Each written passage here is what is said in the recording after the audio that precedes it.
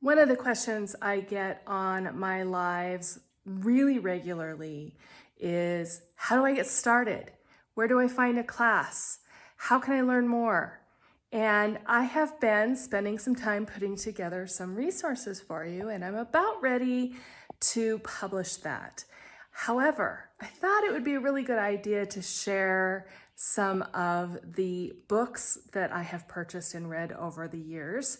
And I have pulled them all out of my bookcase. So let me show you. Okay, so there's a book or two here. And I have been kind of sorting them just based off of topic. So like hand building related things here, sculpture related things, beginning pottery related things. There's some glaze books.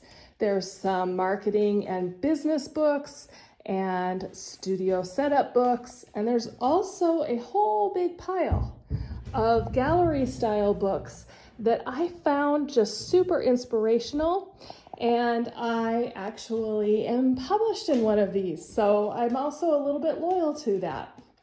I really loved that series when it came out it's been about a decade ago or so. So I thought you guys would be interested in seeing some of these.